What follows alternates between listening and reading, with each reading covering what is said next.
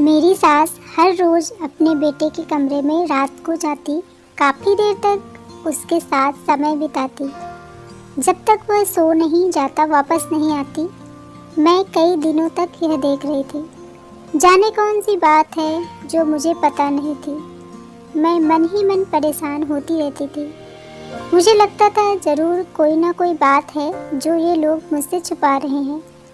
एक दिन जब मैं अपने पति के कमरे में पहुंची, तो वहाँ जो मैंने देखा, उसे देखकर मेरी आंखें फटी की फटी रह गई। मैंने देखा मेरी सास बेड पर लेटी थी। उसके ब्लाउज के बटन खुले हुए थे। मेरा पति उनके दोनों स्तनों को पकड़कर उनके साथ खेल रहे थे। यह देख मेरे पैरों तले ज़मीन खिसक गई। मुझे मेरी आंखों पर यकीन नहीं हो रहा था। कोई माँ अपने बच्चे के साथ ऐसा कैसे कर सकती है। मैं वहाँ से जाने वाली थी। मेरी सास ने मुझे रोका और फिर जो उसने मुझे बताया, वह सुनकर मेरे होश उड़ गए। हेलो दोस्तों, मेरा नाम स्मिता है। आज मैं आपको सुनाती हूँ मेरी एक अनसुनी कहानी। मेरी शादी को अभी कुछ ही दिन हुए थे, पर अभी तक मेरे पति और मेरे बीच कोई वैवाहिक संबंध नहीं बना था। मेरी शादी भी बहुत जल्दी में कर दी गई थी। मेरे ससुराल वाले मुझे देखने आए। उसके तीसरे दिन ही उन लोगों ने शादी करने की बात की। मेरे पिताजी ने कहा, इतनी जल्दी क्या है शादी की। ससुराल वालों ने बताया कि उन्हें कहीं बाहर शिफ्ट होना है। आपकी लड़की पसंद है। हमें दहेज की कोई डिमांड नहीं है। हम बस आपकी लड़की को पसंद कर चुके हैं, तो इसलिए हम शादी करना चाहते हैं। पिताजी को उनकी बात सही लगी। पिताजी ने भी शादी के लिए हाँ कर दिया था, क्योंकि वो संपन्न घर से रिश्ता था। लड़का भी देखने में सुंदर था। किसी तरह का कोई अवगुण नहीं दिख रहा था। खाता कमाता घर था, खाते कमाते लोग थे। हमारी शादी मंदिर में कराई गई। मेरे ससुराल वालों ने कहा, हमारा मतलब है कि आपका कोई फालतू खर्च ना हो। हम अपने घर में रिसेप्शन कर लेंगे। 3 दिन में सारे कार्यक्रम होने के बाद मैं अपने ससुराल आ गई। जैसे हर लड़की का सपना होता है, उसकी ससुराल ऐसी हो, उसकी ससुराल वैसी हो, बिल्कुल वैसी ही मुझे ससुराल मिली थी। सारे लोग बहुत अच्छे थे। मेरा बहुत अच्छे से ख्याल रख रहे थे। 6 दिन शादी के हो चुके थे, पर अभी तक मैंने अपने ससुराल में कोई काम नहीं किया था। घर के लोग मुझे काम नहीं करने दे रहे थे। बोल रहे थे, बाद में तो सब तुमको ही संभालना है। बस एक बात मेरे मन में खटक रही थी। अभी तो हमारी सुहागरात भी नहीं हुई थी। मेरा पति मुझसे अच्छे से बात नहीं कर रहा था। जब भी मैं उससे बात करने की कोशिश करूं, तो वह हाँ में जवाब देते थे। मुझसे कुछ भी बात नहीं करते थे। मैं कुछ भी पूछूं, वो बस हाँ कर देते थे। मुझे ऐसा लगता था कि मुझे कुछ छुपाया जा रहा है। धीरे धीरे कई दिन बीत गए। दिन में टाइम नहीं मिलता था। घर में सब लोग होते थे। रात को मेरे पति के पास पहले मेरी सास जाती थी। काफ़ी देर तक अपने बेटे के साथ टाइम बिताती। जब वह सो जाता तब वापस चली जाती थी। जब मैं कमरे में पहुंचती तो मुझे सोया हुआ मिलते थे, जिससे ना मैं अपनी कोई बात कह पाती थी और ना ही अभी तक हमारा वैवाहिक जीवन शुरू हुआ था। मुझे घर में कोई समस्या नहीं थी। सब मुझे बहुत प्यार करते थे, पर पति से प्यार मिलना भी तो ज़रूरी होता है। शादीशुदा जिंदगी में सबसे ज़रूरी होता है पति का प्यार पाना। अब ऐसा हर रोज़ होने लगा था। दिन में मुझे टाइम नहीं मिलता, रात को मेरे पति सो जाते। एक रात मैंने सास से पूछने का मन बनाया, मेरी शादी क्यों कराई गई है? आपका बेटा मुझे पति का कोई सुख दे नहीं पा रहा है। अभी तक तो उसने मुझसे अच्छे से बात तक नहीं की। क्या इसीलिए हमारी शादी हुई है कि हम अजनबी की तरह रहें? ये सब सोचते हुए फिर मेरे मन में एक अजीब सा सवाल आया कि मैं कहीं जल्दबाजी तो नहीं कर रही थी। यह सब सोचकर मैं अपने सोए हुए पति के पास वापस जा कर के सो गई। सुबह मैं किचन में काम करने के लिए गई तो मेरी सास ने कहा, घर की याद तो आती होगी ना बेटी। जब मैं शादी करके ससुराल आई थी, मेरी उम्र बहुत छोटी थी तो मैं हर रोज अपने घर जाने की जिद कर, पर अब बच्चे ज्यादा समझदार हो गए हैं। वो हर चीजों को ज्यादा अच्छे से समझते हैं। शादी भी तो ज्यादा उम्र में होने लगी है। मैं हल्का सा मुस्कुराने वाली थी। मेरी सास ने कहा, तुम खुलकर हंस सकती हो। हमारे घर में कोई रोक टोक नहीं है बेटा, तुम्हें जैसे रहना है तुम वैसे रह सकती हो। इतना अच्छा परिवार था, किसी तरह की कोई पाबंदियां नहीं थी। बस मैं अपने पति के बारे में कुछ जान नहीं पा रही थी। टेबल पर खाना लगाते समय मैंने अपने सास से कहा, माँ क्या ये कम बात करते हैं? अभी तक तो उन्होंने मुझसे कोई बात नहीं की। मैं कुछ कहती हूँ तो हाँ करके बस मेरी बातों को टाल देते हैं। वो कुछ बोलते नहीं हैं। मेरी सास ने मेरी बात को टालते हुए कहा, सब ठीक हो जाएगा, तुम ज़्यादा परेशान मत हो, समय के साथ सब बदल जाता है। मुझे भी ऐसा ही लगा। थोड़ी देर आराम करने के लिए मैं अपने कमरे में चली गई। तभी मुझे याद आया, मैं अपना फ़ोन टेबल पर भूल गई। फ़ोन लेने मैं पहुंची तो मैंने सुना मेरी सास किसी से बात कर रही थी। फ़ोन पर मैंने सुना वह किसी को बता रही थी कि उसका बिहेवियर रोज़ का रोज़ चेंज होता जा रहा है। ऐसा ही होता रहा तो उसको संभालना मुश्किल हो जाएगा।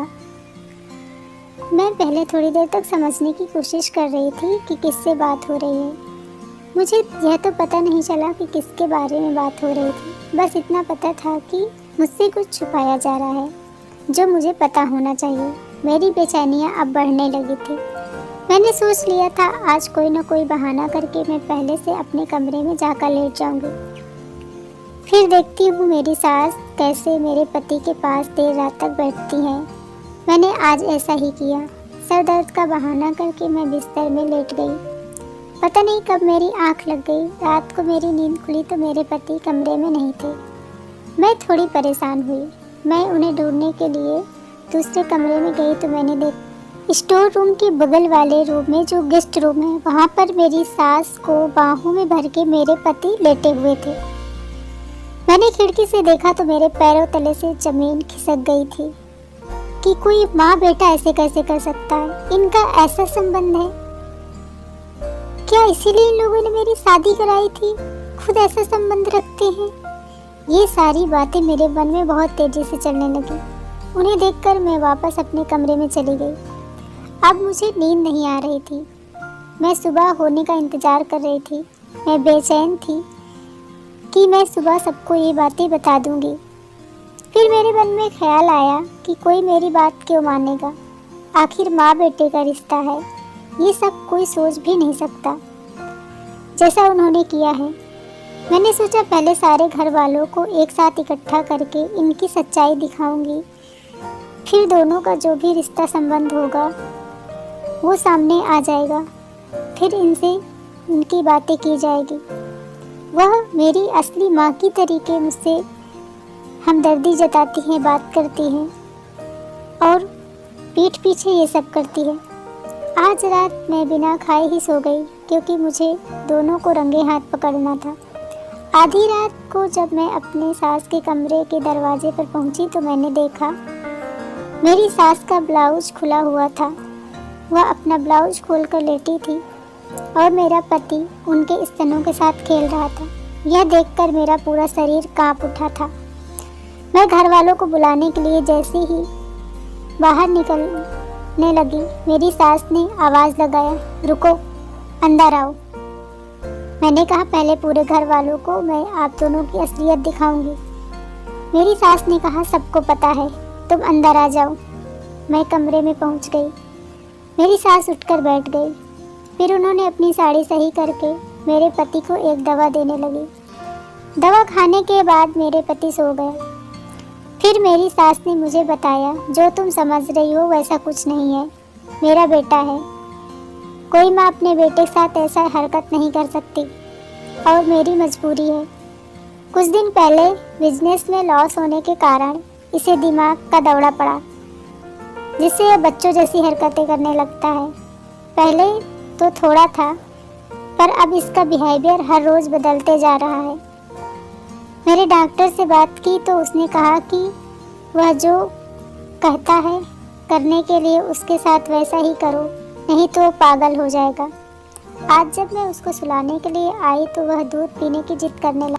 रोते हुए मेरी सास ने कहा, मैं तो माँ हूँ, मुझे मेरे बेटे को बचाना है, फिर चाहे मुझे उसे अपना दूध ही क्यों न पिलाना पड़े।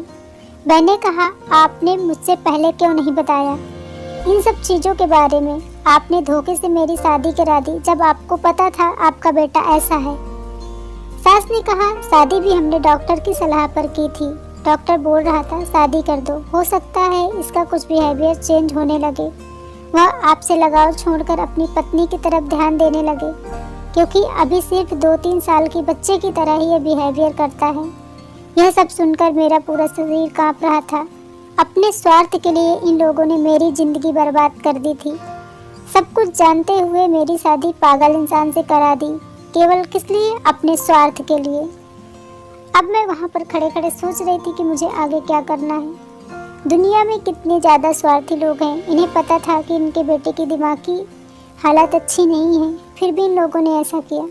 सारी बात सुनने के बाद मैं अपने कमरे में चली गई।